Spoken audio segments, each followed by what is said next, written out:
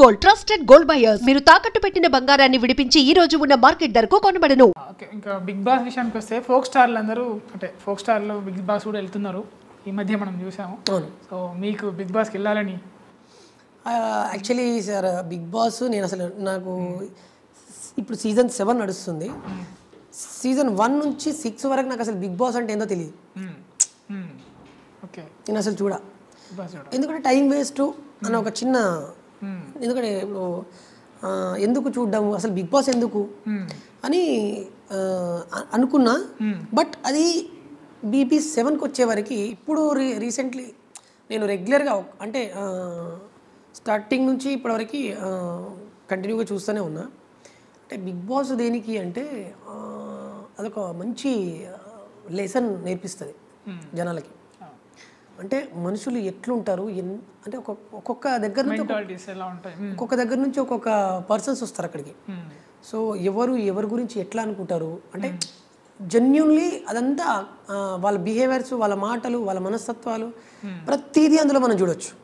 So ఎవరితో మనం ఎట్లుండాలి, actually ఏంది మనుషులు, అసలు సమాజం ఏంటి, టోటల్ ఒక సమాజాన్ని మనం అందులో చూడొచ్చు. సో నాకు మంచి నచ్చింది. తర్వాత ఇంకొకటి మెయిన్ థింగ్ ఏంటంటే అందులో మనకు రీసెంట్గా పల్లవి ప్రశాంత్ వెళ్ళాడు, ఒక సామాన్యుడు పల్లవి ప్రశాంత్ వెళ్ళాడు. సో మన బ్రో నిజంగా నాకు తెలిసి చాలామందికి ఇన్స్పిరేషన్ అవుతాడు అబ్బాయి ఆ బ్రో. సో ఆ అన్న తర్వాత నాకు బాగా అంటే అన్నను చూడాలి. తర్వాత దాని తర్వాత మెయిన్ బోలే సార్ మా గురువు సమానులు. నాకు అసలు ఎంత ఎంకరేజ్మెంట్ చేసేదంటే సొమ్మసిల్లి సాంగ్ వచ్చిన తర్వాత నాకు కాల్ చేసి పిలిపించాడు. తమ్ముడు ఏం తమ్ముడు మొత్తము హల్చల్ చేసి పడేసినావు, అసలు ఈ మామూలు విషయం కాదు తమ్ముడు, ఇంత షార్ట్ పీరియడ్లో నువ్వు ఈ రేంజ్లో ఇది చేయడం అనేది it's not a joke, all the best, ఇట్లాంటి పాటలు ఇంకా పాడు, నీకు వేరే లెవెల్ ఇచ్చింది నీకు దేవుడు వాయిస్. ఎట్లాంటి నేను ఓపెన్గా చెప్పాలి అంటే బోలే సార్ అంత మంచి మనిషిని నేను ఎక్కడ చూడలే. చాలామంది ఎట్లా అంటే కుళ్ళుకుంటారు, ఈర్ష్యపడతారు. ఆయన నన్ను నువ్వు లైఫ్ టైం నువ్వు ఒక మంచి స్టేజ్కి వెళ్ళిపోవాలి అని చెప్పేసి నన్ను ఆశీర్వదించాడు. సో నిజంగా Bole sir thank you so much. మంచి నిజంగా మీరు ఇచ్చే కొన్ని మాటలు, కొన్ని చేసే మోటివేషన్స్ కానివ్వండి చాలా ఇంపాక్ట్ ఇచ్చింది నన్ను, అంటే చాలా బలాన్ని ఇచ్చినాయి. సో ఖచ్చితంగా సార్ నేను మిమ్మల్ని ఇన్స్పిరేషన్గా తీసుకుంటున్నా. సో మీలాగానే నేను కూడా ఖచ్చితంగా ఒక స్టార్ అవ్వాలనుకుంటున్నా.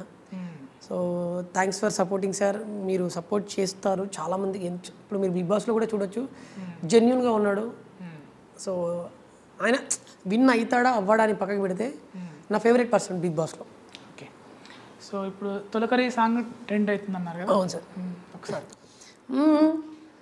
తొలకరి సినుకల్లే కురిసిందేవాన, నే నిన్ను చూశాక లోన, నింగిలో మెరుపల్లే మెరిసిందేమైనా, నువ్వు సెంతనుంటే గుండెలోన, గాలిలో ఈదుతున్నా నేను, మబ్బుల్లో తేలుతున్నా, నీటిలో తేలుతున్నా నేను, రాగలై పాడుతున్నా, ఏలో ఏలో ఎన్నియలో ఎన్నెన్ని మాయలు నా గుండెలో, ఏలో ఏలో ఎన్నియలో నీ వల్లనే పిల్ల ఈ వింతలు.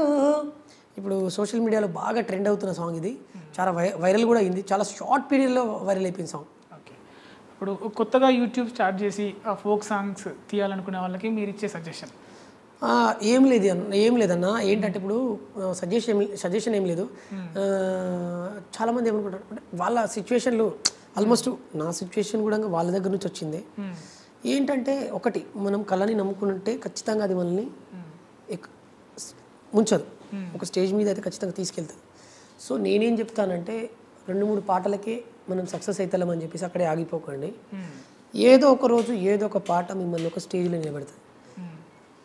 ఇప్పుడు నన్ను కూడా ఈ చిన్నరాములు మాత్రమే తెలుసు జనాలకి, దానికంటే ముందు దగ్గర ఒక 5-6 పాటలు చేసిన, దగ్గరగా ఒక 6-7 లక్షల వరకు నేను లాస్ అయినా. కానీ ఈ పాట వచ్చిన తర్వాత నేను ఇక్కడికి వచ్చి ఐ డ్రీమ్లో ఇంటర్వ్యూ ఇస్తున్నా. Okay okay, thanks for coming bro, చాలా విషయాలు చెప్పారు. థ్యాంక్ యూ అన్న, థ్యాంక్ యూ సో మచ్ నన్ను ఇన్వైట్ చేసినందుకు. అండ్ ఐ డ్రీమ్ ప్రేక్షకులు కూడా నిజంగా చాలామంది నా పాటలు విని అండ్ నన్ను సపోర్ట్ చేస్తారని మనస్ఫూర్తిగా కోరుకుంటున్నా. And thank you so much. నా అప్కమింగ్ సాంగ్స్ని కూడా సపోర్ట్ చేయాలని మనస్ఫూర్తిగా కోరుకుంటున్నాను. Thank you.